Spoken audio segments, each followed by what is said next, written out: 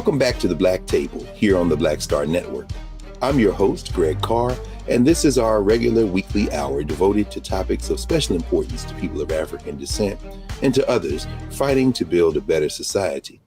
As you know, if you're a regular viewer of the Black Table, we have some of our segments that are regular features: our HBCU Master Teacher Roundtable, our regular legal roundtable, and we have a regular feature where we sit with elders in our community, people of special importance who have done work that has moved us all forward as a people.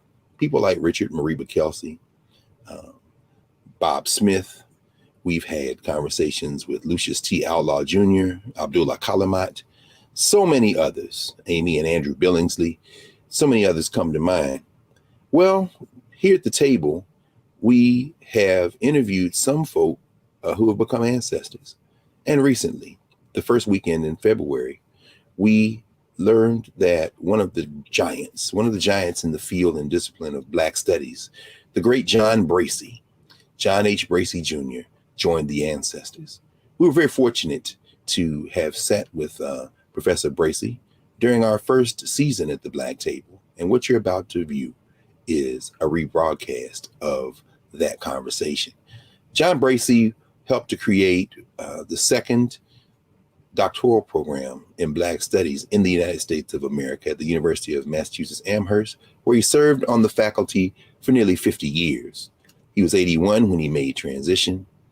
He served as chair of that department for a couple of terms.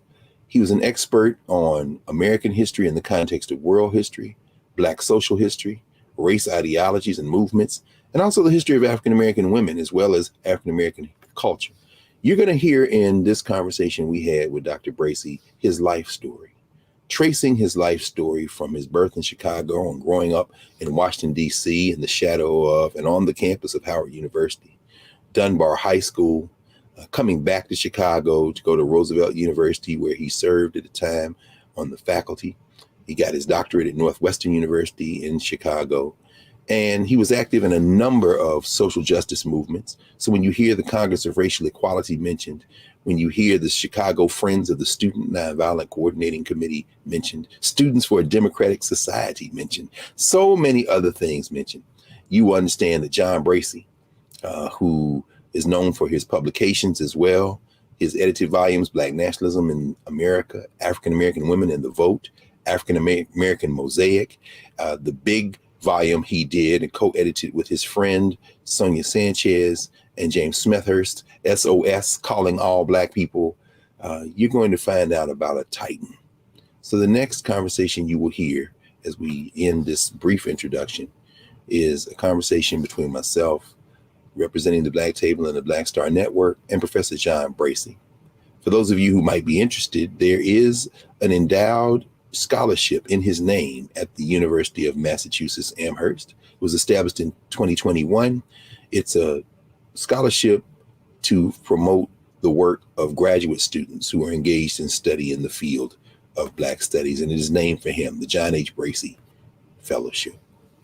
Baba Bracey, as you travel in your ancestral journey, may your soul rise like Ray forever with life, power, and health. Asheo. We're welcoming today to the Black Table none other than John H. Bracey Jr. Welcome, Professor Bracey. How are you? No, I'm good. Like I tell people, I wake up and I open my eyes, I look around, I'm still here, so I go to work. And that is true, brother. That is true. We only have a little less than an hour today, so we want to get right to the point. First of all, thank you for joining us. When we put together the Black Table, you are one of the names that immediately came not only to mind, but it was a command. We have to get John Bracey at the table to discuss. Can we start at the beginning? You're a DC man, huh? You were a DC kid raised in DC in the shadow of the campus of Howard University. Was it 4 generations of educators in your family? I know your mom, Helen Harris Bracey, was on the faculty in the School of Education. Could you tell us a little bit about growing up in DC? Because I still find it hard to believe that Sterling Brown helped correct your writing and you knew Dorothy Porter, Wesley. Can you talk us about what it was like to grow up in DC? I guess this would have been the 40s and 50s. Yeah. I was actually born in Chicago, but my father worked as a waiter on the Pennsylvania Railroad. So my mom's wanted a steady job, so she got a job at Howard.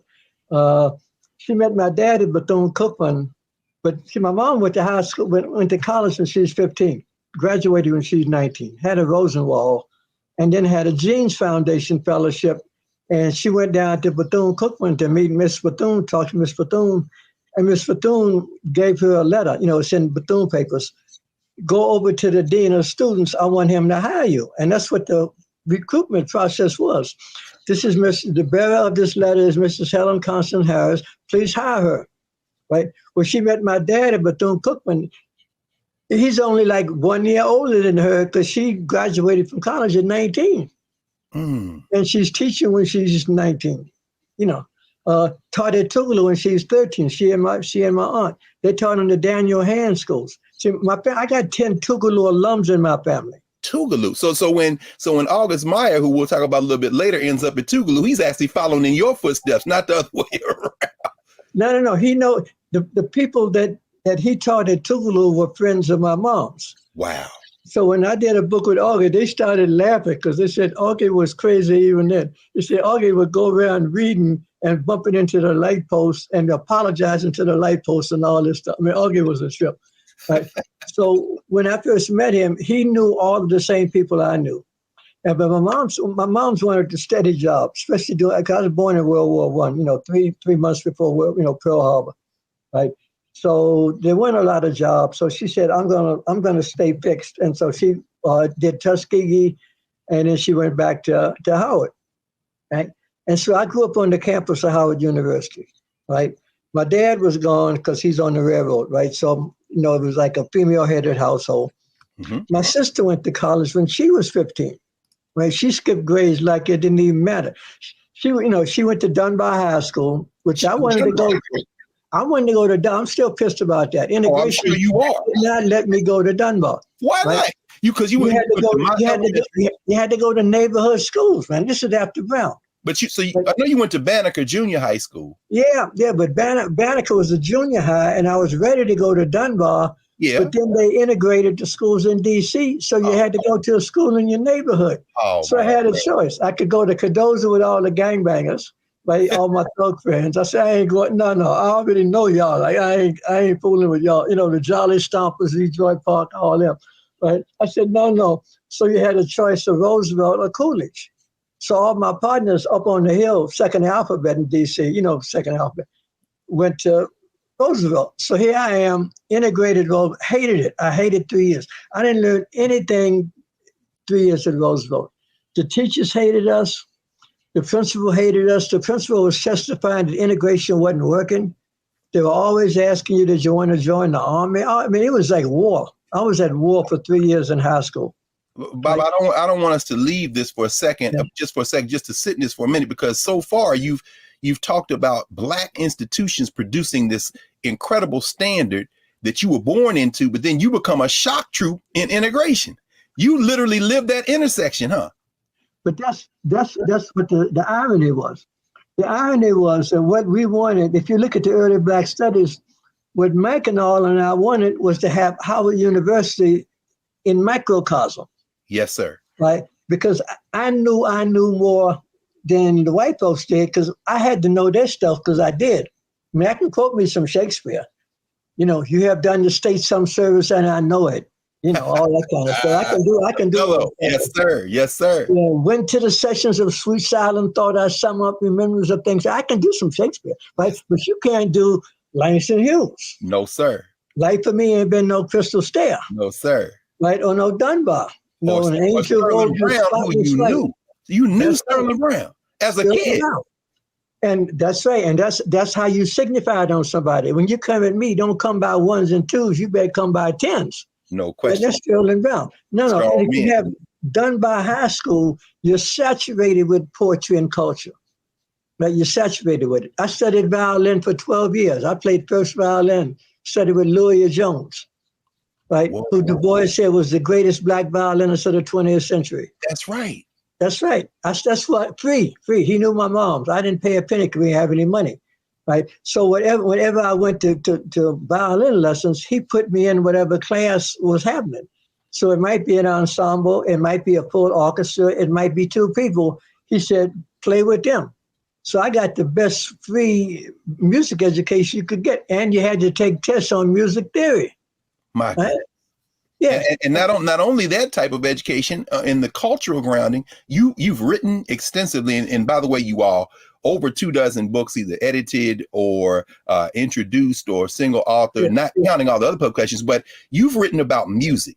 Could you tell us a little bit about what it was like to leave your house and walk to the Howard Theater or Bohemian Cameras and the Dunbar Lounge and maybe catch oh man, you talk about, like, and first of all, the Howard Theater was the bomb, right? And you went to doo-wop. I grew up on doo-wop, bebop first. I love bebop, right? So you went to all them clubs. I never told my moms because you weren't supposed to go to them kind of places, right? So I said, yeah, I'm going out and say blah, blah, blah, blah, blah. And if you go into one of them cafes where the dudes be cutting you and all that stuff, and drinking slow gin in the bathrooms and all, because nobody wanted to pay the cover charge and all that business. But it's the best music in the world, man. Yes, sir. Yes, sir. And I loved, I'd go to New York on the bus and go to Birdland and hear Miles when Miles had Coltrane in the group. Man. No, sir. No, sir. No, sir. I'm like 19 years old. Come on, man. I'm about to say you must have been a kid. So you saw Train before he got strung out and Miles put him out the band.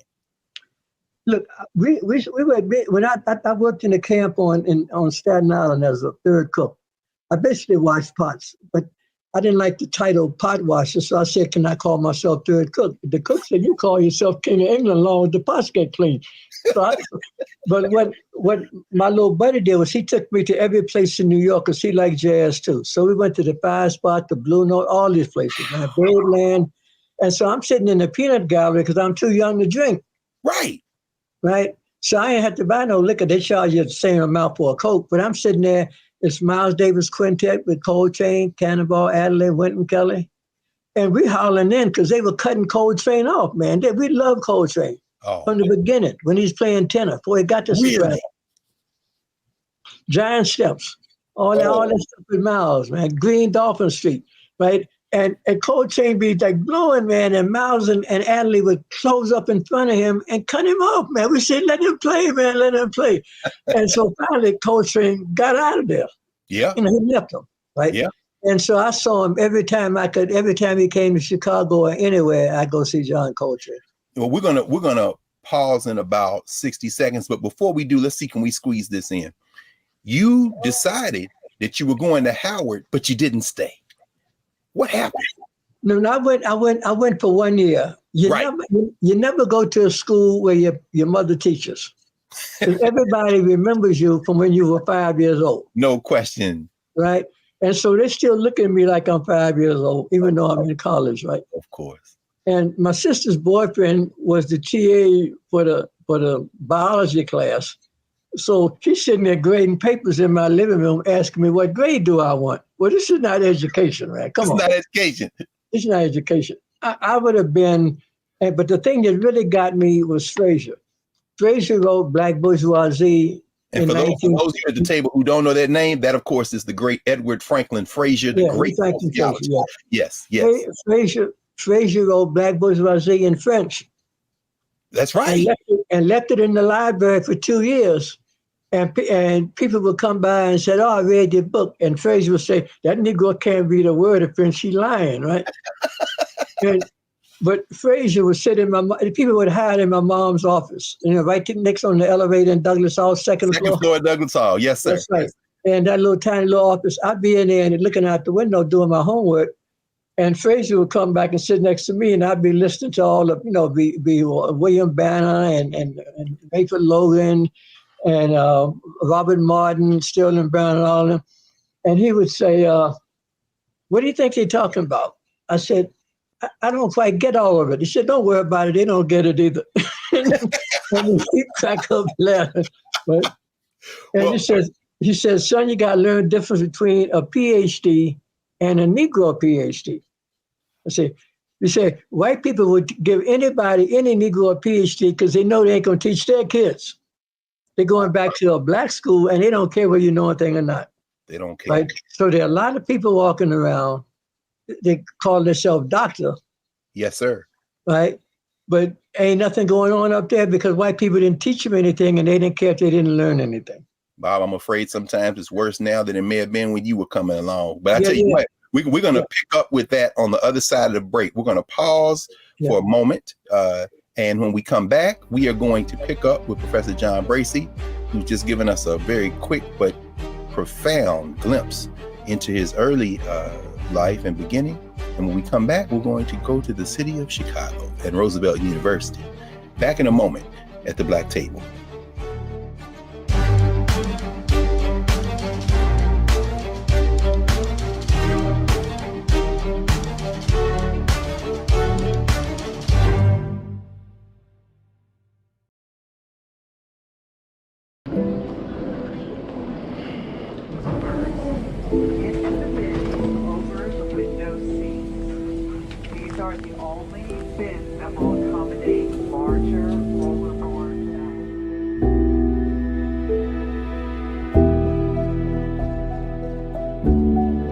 Put 10 in here? 10, and you don't come out till you die. And you eat him, you poop him. Oh my God. So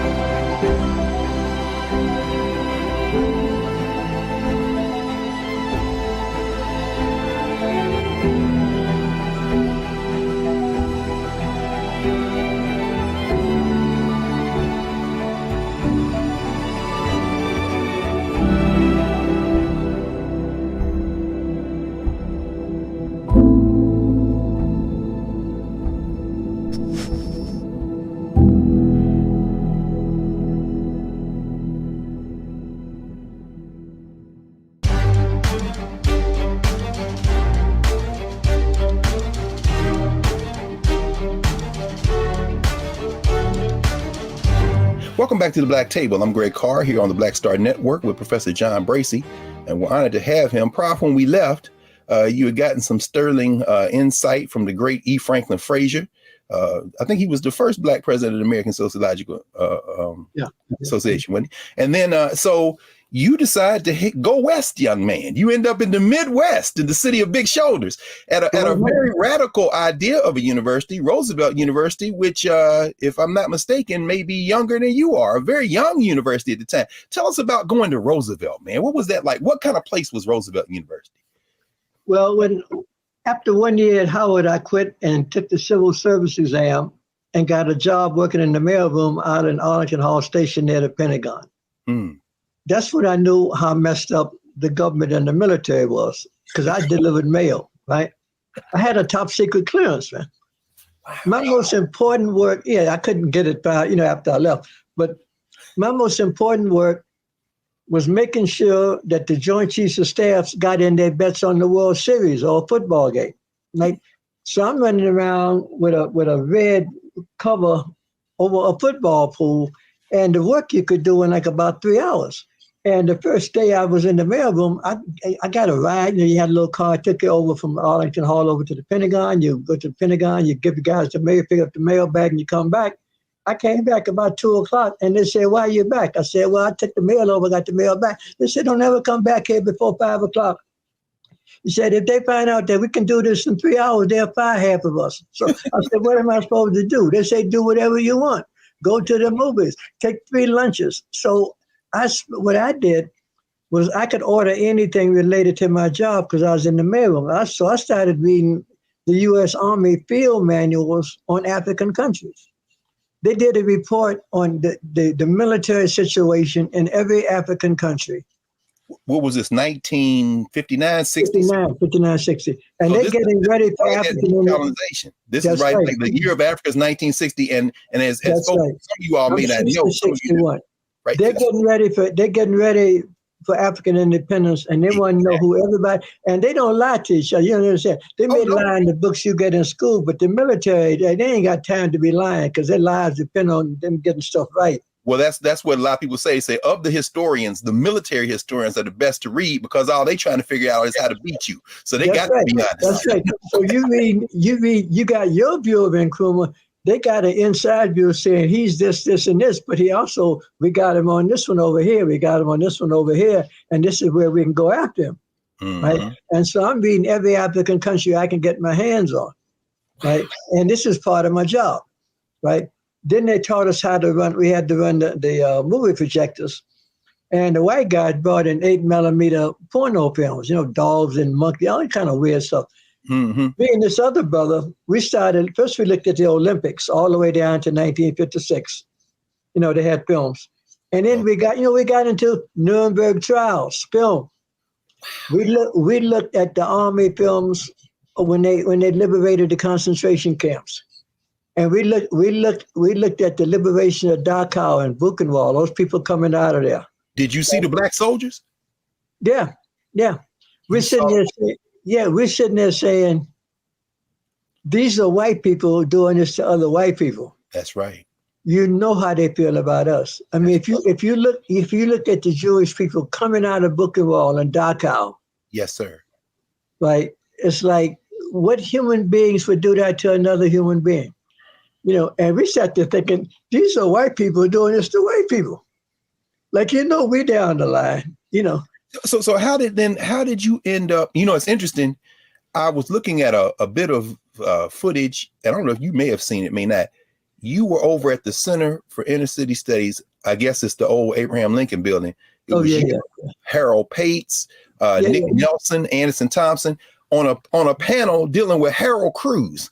And I mean, and we know each other a long time, but I'd never seen that clip. And it's just reiterated for me how important you are and were in that early intellectual work. But so far, I mean, how do you end up going to Chicago to study in the first place? Was that the moment that shocked you, working at the Pentagon, seeing that and saying, no, my cousin Billy, the one that taught me bebop. Yes, sir. There's only one school in the country that will put up with you. Okay. And he said, that's a school called, it says Roosevelt. And I said, why you think so? Because it's full of crazy people just like you. And so I transferred to Roosevelt. And when I hit Roosevelt, you go to the cafeteria and every organization had a table. So I just got there, like every political tendency, you had the Yipsos, the Communist Party, the Trotskyists, anarchists, everybody, the School for Management, everybody, and you sat at the table that had your thing, right? Yes, sir. So I had already met Sterling Stuckey in the civil rights movement because I'd already got, starting to do civil rights stuff. And I found a table with the black people and I said, like, what's supposed to be happening around here? They said, first of all, you have to take Drake. And I said, what is Drake? And Sinclair Drake was moving down the hallway real fast, big afro before you had afros, a whole stack of Xeroxes in his hand, shirt tail out. And he said, that's Drake, take whatever he teaches, right? And from that day on, if you were in the class, you got a seat. But you took Drake's class every time he taught it because it was different every time, right? If you weren't registered in the class, you had to sit on the floor in the windowsill, right? Because only the students that were paying for the class got the seats, right? So I took Drake like 5 different times. I lived in his office. I'd follow him down the hall, and he puts you to work. You sit in the office, he say, here, I want you to put these folders in order for me. And I said, oh, what is this? He said, well, these are Bussia's files on Nkrumah. And I said, why do you have them? He said, well, Bussia was writing this expose of corruption in the Convention People's Party, and he thought Kwame was on to him, so he gave me the whole. And I said, wow, what am I supposed to do with this? He said, well, you got to write a paper in geography class, right on the cocoa marketing board. I'm writing on the cocoa marketing board where Kojo Masi and all them guys, right? The cocoa farmers. Of course. As an undergraduate at Roosevelt University, under the tutelage of the great, and for those of you who don't know this name, write this one down too, John Gibbs. He was the greatest teacher I ever had. I mean, I love St. Clair. Right? But Drake wasn't alone at faculty, huh? There was Lorenzo Dow Turner was on that faculty. Turner taught on Saturdays. African culture and New World. He taught on Saturday so community people could take the class. This is so important, y'all. And for those, church folk, people would come. He would give you a test at the first day of the class. He said, if you can identify the origin of these songs we're going to play, you get an A in the class. So he'd play like a clip out of a song, right? I said, oh, we know that. That sounds like my grandmama's church. They said, no. That's Barbados. He said, oh, crap. And he said, okay, what's the next one? Then he played da-da-da-da-da. You say, well, okay, if that was, then that must be Alabama. He said, no, that's West Africa. He said, you don't have to go to Africa to find Africa. Africa's in you. It's here. American culture, the great, it's here. The Lorenzo Church, man. My God. And he could break down your accent. I threw him off because I was born in Chicago, but I grew up in D.C. And he said, you don't have a Midwest accent. You got a Southern Mid-Atlantic thing in there. He could do that. And he would say, you got Mid-Atlantic and, no, you got any Gullah in your family? I said, yeah, my maternal grandparents were from South Carolina. He said, yeah, I can hear it. I can hear it in your voice. Oh, and yeah. I'm saying, like, whoa. I loved him. I loved him. Quiet, gentle man. But he was spying on the Portuguese for African liberation movements, holding Roberto and all them. He was saying, look, you're going around recording tapes of people singing and dancing. Why don't you keep track of how they're treating them? So he went back and wrote a report on how Portuguese colonialism was hurting Black people, Africans. And then he published that, and then he said, they wouldn't let me come back and finish up my field study, but I guess that's okay. And he just is calm about it, like he could have gotten killed doing that. Of course. He was in danger doing that. But he just that's his duty. He said, I'm not just there to study Black people. I'm there to use my knowledge of Black people to put me in a position where I can help Black people. So he is risking his life going to Portuguese territories, gathering data on Portuguese imperialism. See, and as a radical at all. So that helps us get a little bit of insight into your own life and practice in terms of how you combine intellectual work with social transformation. I mean, some of your classmates, I know, Darlene Clark Hines, Julian Welker, Bob Harris, who talks about that faculty, but not only them, but at that time in Chicago, I think, like you say, Sterling Stuckey, James Turner is at Northwestern, but you're also in the community. Could you talk a little bit about your social activism in Chicago? I know you interacted with Malcolm X. If memory serves me correctly, you got into a little bit of a debate, and you actually gave him a book recommendation that he took, changed his life. Could you talk a little bit about Chicago and social activism during that period? My whole life, I was always taught. I'll tell you where it got started. When I was 4 years old in World War II with my Sanford, Florida, with my grandfather, who was a mechanic on the Atlantic Coastline Railroad, could take apart a locomotive engine. I was too young to go to school, so I hung with him. Every Sunday, he had a full-length mirror in the hallway, and he dressed up in his white suit, straw hat, cane, and I'd have my little white suit, short pants, white shoes, my little bow tie, and he'd look at the mirror and say, Sister Bracey, Lord ain't but the one. And say, and who are you, sir? I would say, I'm John Henry Bracey Jr., sir. Lord ain't but the one. So from the time I was 4 years old, I knew who I was. I wasn't nobody else. Right? Yes. So I could get along with anybody because I wasn't going to join everything that showed up. Yes, sir.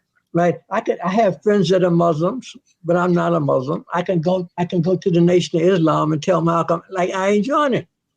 Malcolm said, why don't you come and join us in the Nation? I said, I ain't wearing no bow tie. I ain't selling no newspapers. Yes, sir. And said, I'm going to go to Pepper's and the Trocadero and get me some pig ear sandwiches, drink me some gin, and listen to some blues. And Malcolm laughed and said, I was there once too. I said, well, I'm still there. I ain't left yet. And he said, well, okay, you can work from the outside. No, if you know who you are, then you're not afraid of other people. Like I'm not a separatist. I'm not afraid of white people. Right. I'm a nationalist. That is to say, if we're the majority in a community, we should run that community. If it's a nation state, a neighborhood, or a city, if Black people are the majority, they should have, if you believe in democracy, let's have the power in that. let's pause here for a moment, Prof. When we come back on the other side, let's pick up exactly there. As a nationalist, as a Pan-Africanist who is not a separatist, such an important ideological distinction. We're going to pick up on the other side with you and your intellectual work and interest over the years, extending out of those Chicago years. We're going to come back in just a second here at the Black Table with Professor John Bracey. Back in a moment.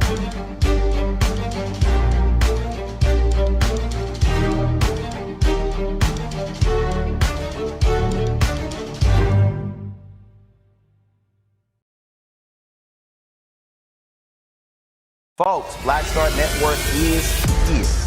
Hold no punches. I'm real revolutionary right now. Support this man, Black Media. He makes sure that our stories are told. Thank you for being the voice of Black America, Roland. Stay black. I love y'all. All momentum we have now, we have to keep this going. The video looks phenomenal. See, there's a difference between Black Star Network and Black-owned media and something like CNN. You can't be Black-owned media and be scared. It's time to be smart. Bring your eyeballs home. You dig?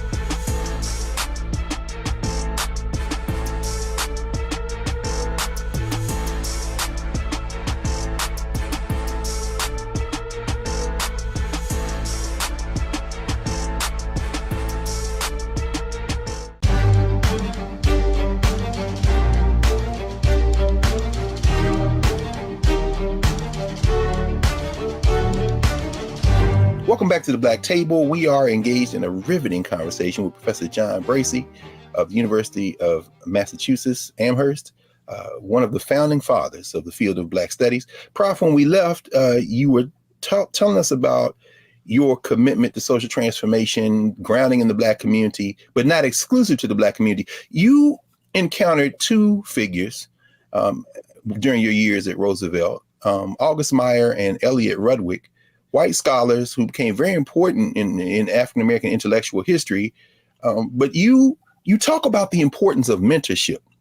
They didn't treat you like a student, did they? Because in the space of a handful of years, you all published so many. How many books did you all publish together? Was it 13, 14? Like 12, 14, something like that. Yeah. I mean, everything from Black workers, the book called The Rise of the Ghetto, Conflict and Competition on Black Social Movements. You wrote about Black women, free Blacks. The book that we probably were introduced to more than any single book was, of course, you all's edited book on Black nationalism in America. Could you talk a little bit about, because these are white scholars, and I know there was back and forth. I remember Mac Jones and them, like all these white guys coming in, but you didn't run from that. You wrote about your Blackness, but you did it with these two white authors. Talk a little bit about your relationship with Meyer and Rudwick, if you don't mind. Look, my view is that Black people are so important. I want the smartest white people to study them too, because we're not going to win if Black people only study Black people for Black people.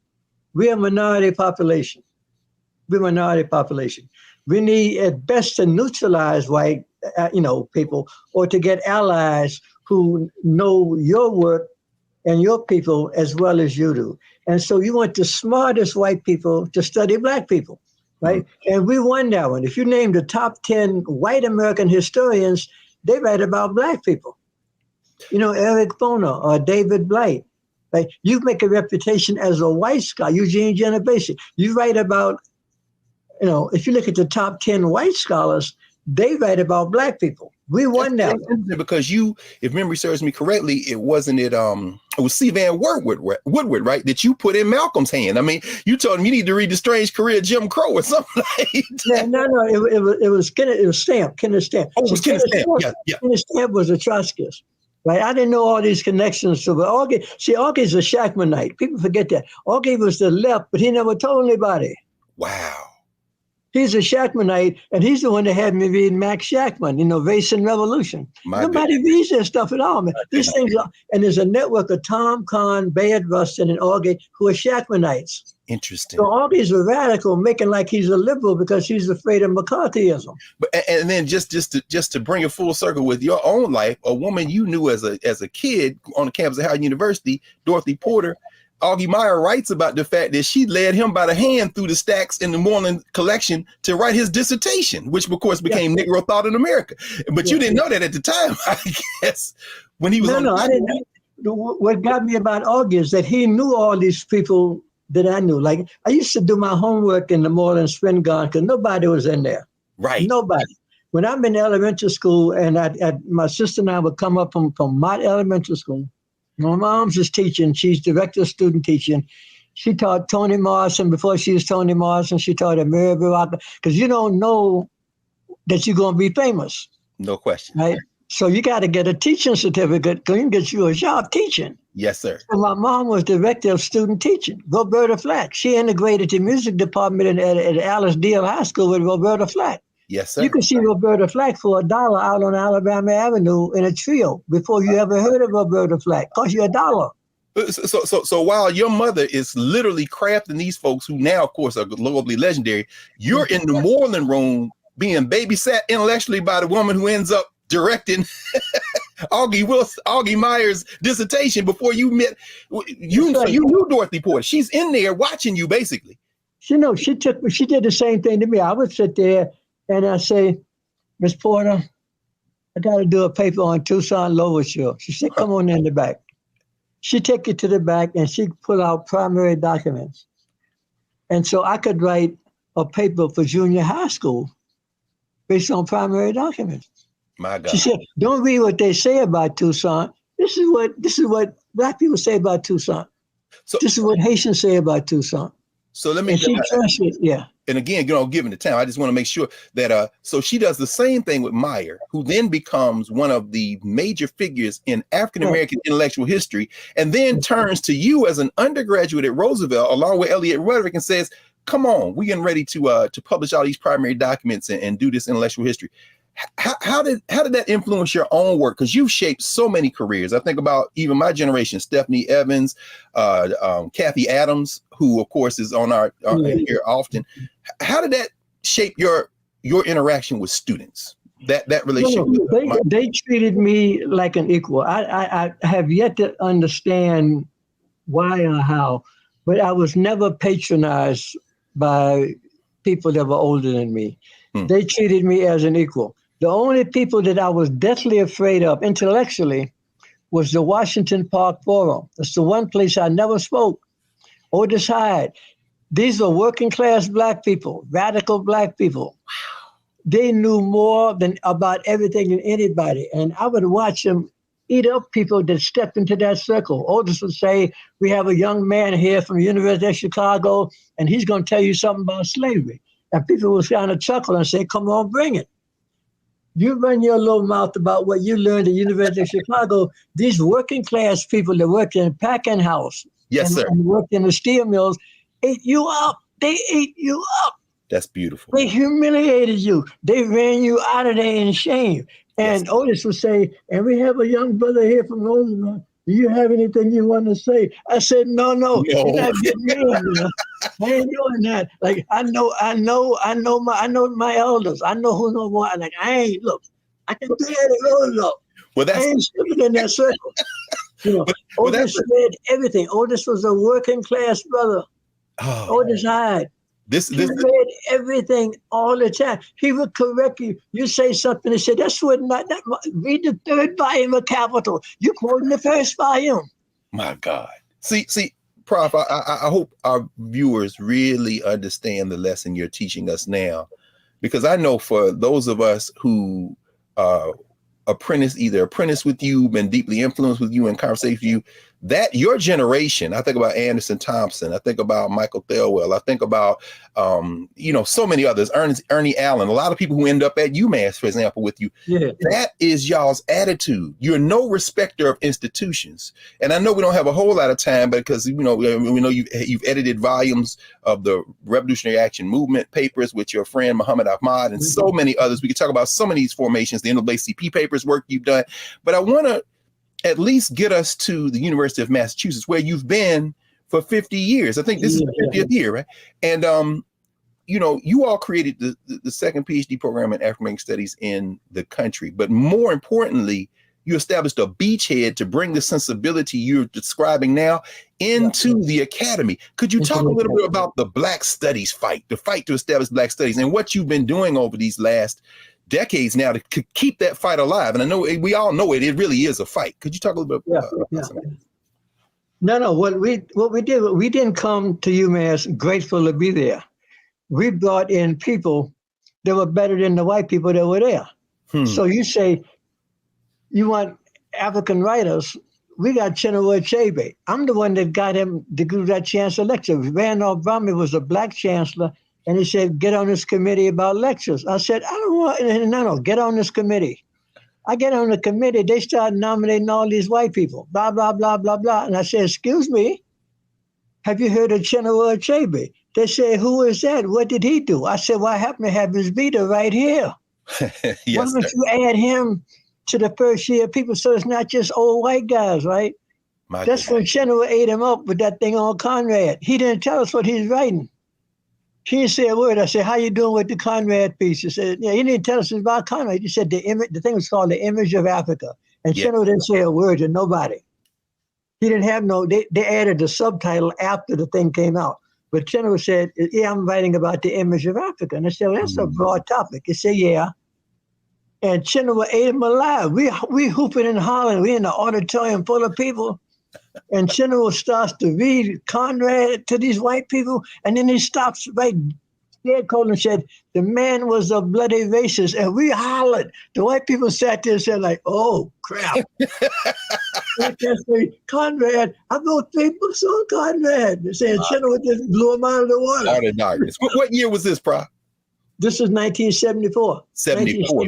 So it was the first Chancellor's lectures. The first Chancellor's lectures. But by then, you all reach far beyond the academy. Where you Sonia Sanchez and Archie Shep, and so could you name some of the people y'all brought to? We brought the year I came. They were look. We got there because of Herbert Aptheker.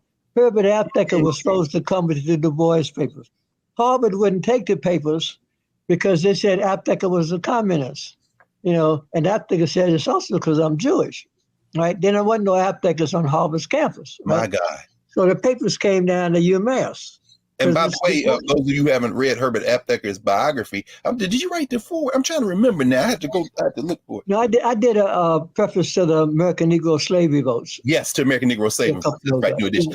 You know what? Let's pause here, Prof, because we are running right up against the clock. We got one more block. When we come back, I want you to pick up with there to talk about those early days at UMass, and then we'll end with you kind of visiting some of the broad themes in your work and what you're working on now. When we come back right after this break at the Black Table with Professor John H. Bracey, Black Star Network. Back in the room.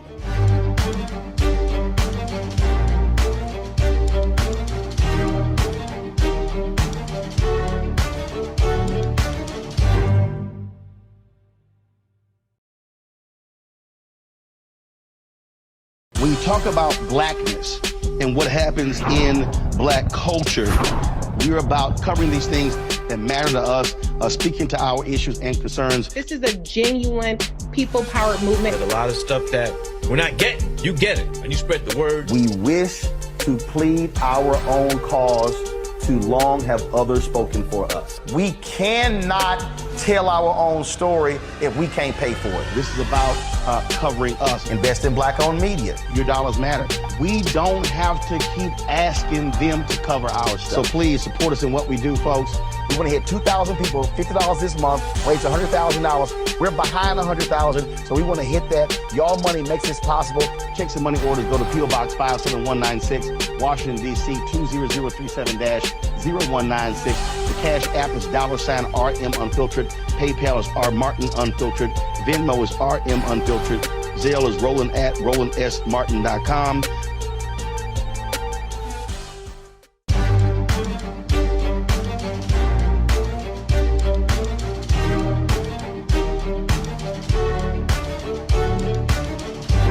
Welcome back to the Black Table. I'm Greg Carr here at the Black Star Network with Professor John Bracey. We're going to have a part 2, Professor Bracey, because we have missed a thing. You've packed this hour with so much.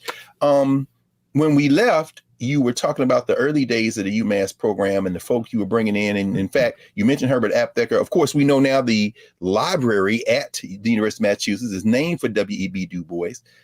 Could you talk about what you all have tried to achieve and in fact have achieved with that program? I know, of course, I went to Temple, which was the first PhD program in African States. Right. But when the UMass program came online, a lot of my fellow students finished their master's degrees and came to you for the PhD. I think of Andrew Rosa and Kathy Adams. And we know that introductory 50-book course is legendary. Talk a little bit about how y'all designed this program and what you were trying to accomplish there at UMass and the impact it's had on the field. What we saw was that people were coming to our program that didn't know our undergraduate major. So what we wanted to do in our major works was to replicate our undergraduate major in 1 year. So that in effect was the 30 hours of the undergraduate major in 1 year in a seminar. I wanted 100 books. See, because when Augie came to Roosevelt, he passed out a sheet of paper that had 25 books on it. And we said, this is a bibliography. He said, no, this is the reading list. I said, was it 25? You said we lost that number. 25. He gave 25. You a sheet of paper and you said, is this the bibliography? No, this is the reading list for the class. Yeah. No, so I know you can do it. I said, start reading. And your work is, full fellowship. Your work, 40 hours a day, 40 hours a week, is to read and to study. Don't do nothing else. Read and study. Don't teach because you don't know anything. You can't teach you don't know anything. Read. You dropping get up. If you go to the library at 9 in the morning, take a break for class, go back to the library at 5, you will have all your work done and you have free time on the weekend. It's your job. It's your job. Right? So we wanted the undergraduate major, we want that in your head in 1 year. Then we can get you to the graduate level, the specialized work. But you got to have the language of the discipline. You got to know the fundamentals. And I've heard you talk incessantly, regularly about the value of time and how this society would be very different if intellectual work, if there was time for intellectual work. People have to take the time to do that. Can you talk about how important this kind of community of learners is, this concept, either in the university and, the Black colleges, I'm afraid, are following along the line of some of the worst tendencies of the white ones in terms of cutting out this notion of intellectual work. Could you talk a little bit about? No, the fact is we have a notion in intellectuals is that somehow we're special and different from other people. Mm-hmm. Right? My experience, even though I grew up on Howard's campus, I lived in Northwest DC in a Black neighborhood, right? Yeah. Yes. I shined shoes at a barbershop and cut hair in my cousin's barbershop, right? I could never be this wino. I never forget Daniel Napa. He was drunk all the time. He would always beat me at the crossword puzzles in the newspaper. And then he'd laugh at me and say, young blood, you going to college, you better get to work because your stuff ain't tight. This guy's drunk telling me this. Brains are not just in the academy. The crime in this world is that there are people that could solve cancer. Yes, sir. But they're out chopping cotton or they're working in a field somewhere or they don't have time to think. The most important thing you can give people is the time to think. We don't know how many geniuses, right, are sitting there in their spare time reading physics, but then they got to get back to the assembly line. So they'll never get to a school. You find them in community colleges. So if you want to see some really strong people, yes, sir. Those people that work, they got a full-time job. Yes, sir. But they come in your class, they do the reading. They ain't playing. That's right. They ain't playing. That's right. They said, no. This is my step to get me the time to do the rest of my thinking. Yes, sir. You have to remember, the smartest people are not necessarily the people in the academy. Absolutely. I met people in the barbershops, the Washington Park Forum. I met people in New York working in the kitchen with me. Of course. They could school me on a lot of things. Of course. And so don't think because you grew up on a college campus that you know everything. You say, no, you know what you learn on a college campus. But can you learn about this? Do you know this? much of your writing and much of your work documenting social movements has kind of been focused at those folks who are not at the university. I know you edited a whole volume, for example, co-edited with many others, a volume on Black women, African-American women, and the vote. Could you talk a little bit about how this society, perhaps, some of the challenges we face in terms of gender and class, and even coalition building with other oppressed people and groups? Because a lot of your work has been devoted to that, workers and Black Latino and Black Jewish. And no, we're not the only people. We're not the only people on it. Look, people have this notion that we discovered all these new things like transnationalism. Look, Booker T. Washington in his Story of the Negro has 2 chapters, defining 2 chapters on women. A New Negro for a New Century, defining chapters on Black women. There's a book published by Reginald Major in the 1890s called Noted Black Women. Nobody discovered gender last week. Black people, when they had brains in their head, knew that the women were as smart as men, and in most cases smarter. Yes, sir. This did not come out of white feminism. Black people were there long time ago. White feminists were trying to get where Black women had already been. They say, we want to come out of the house and go into the workplace. We already been there. My mom started school when she's 13 years old. She don't need to be pointed to the workplace. She's trying to figure out how you get out of the workplace. That's what Black women want. A Black man is proud of his wife doesn't have to work. Not because she works anyway, because she don't trust him with the money. And she knows that, okay, if we get together, then you have a family. But we're not going to rely on your one job, because you know how white people are about Black men, and you might be unemployed any day, any minute, any time, because somebody call your name and you swing on them. So I'm going to keep my job. That's a key point. Black women don't sit in their house doing nothing. No, Black women have always worked. That's exactly since Black women, those mothers and wives of millionaire basketball players, they do work. They'll say, we have a committee that helps younger Black athletes stay out of trouble. They don't have to do nothing. If you LeBron James's wife, he make $30 million a year. You ain't got to worry about money. You say, okay, what you doing in the community? What you gonna do with all that money? Gonna work. Yeah, work to transform the community. That's right. It's lifting as we climb. The point is, like, I'm moving up. But I got my hand down and I'm taking you with me. You can call it respectability or whatever you want. If you're lying in the gutter, I'm going to stop and try to pick you up out of the gutter. Like, I'm not going to get down there with you or say that's your way of life. That is not your way of life. Now, I'm going to stand you up. Now, if you decide to go back and lay down again, that's on you. But if I see you lying in the gutter, I'm not going to say that's the way Black people are. No. That's what white people did to you. And I'm going to give you a chance to do better. I'm glad you raised that, Baba, because you not only in your work with the National Association of Colored Women's Clubs, you've documented that, all that stuff is there. You've reached a stage now in your life and work. You've been chair of that department twice. I don't know how they pulled you back to do it again, but that's a story for them. Maybe that's part 2. But as you look forward, I know you've been working on memoirs. You've got some work, multi-volume work that you had committed to do with Ernie Allen on some other things. What do you see in terms of some of your projects you're working on now? Because we know you can't spell retire. So we like I tell the young people, the goal in life was not to go out into the cornfields of Western Mass and do anything. This was a secondary. This is a retreat with the Nixon years.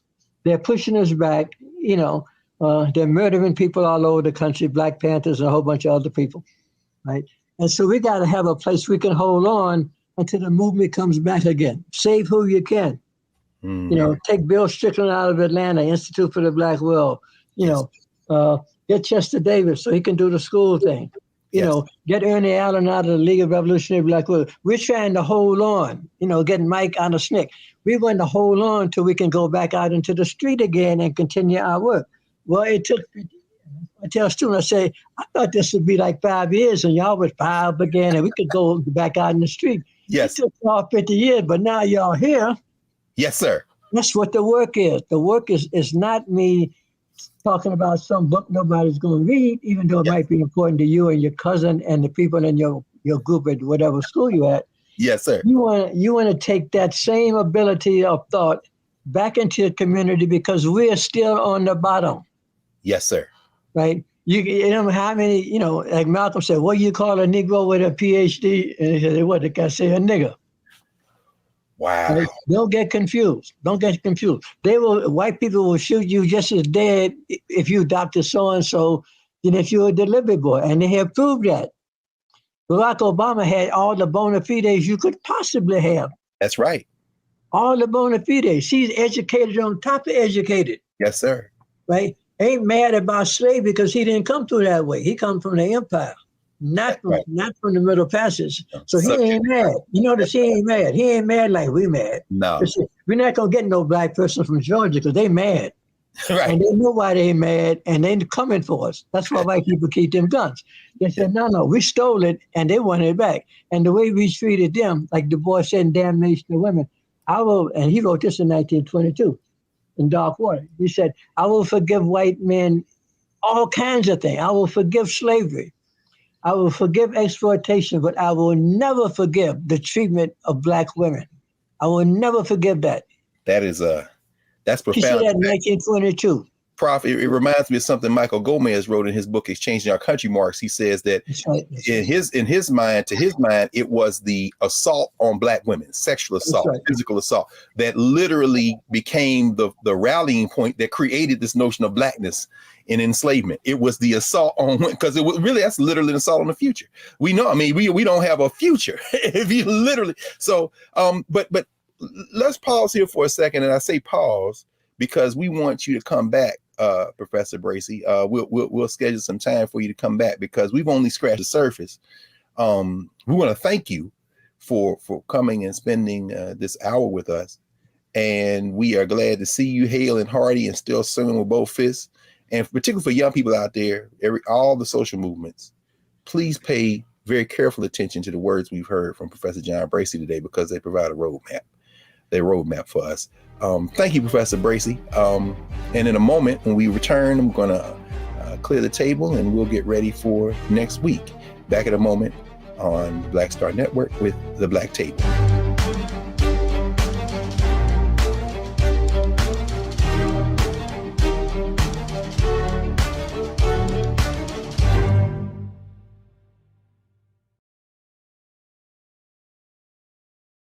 Don't you think it's time to get wealthy? I'm Deborah Owens, America's Wealth Coach, and my new show on the Black Star Network focuses on the things your financial advisor or bank isn't telling you. So watch Get Wealthy on the Black Star Network.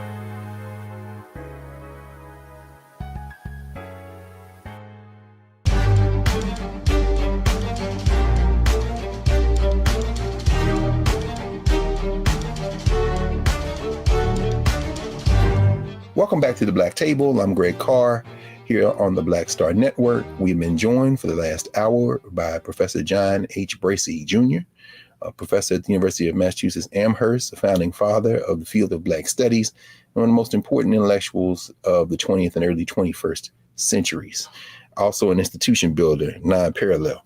And as we heard Professor Bracey discuss today, the importance of intellectual work, it can't really be overstated, but the importance of that work is also very important in direct relation to how it transforms the community and creates a better society.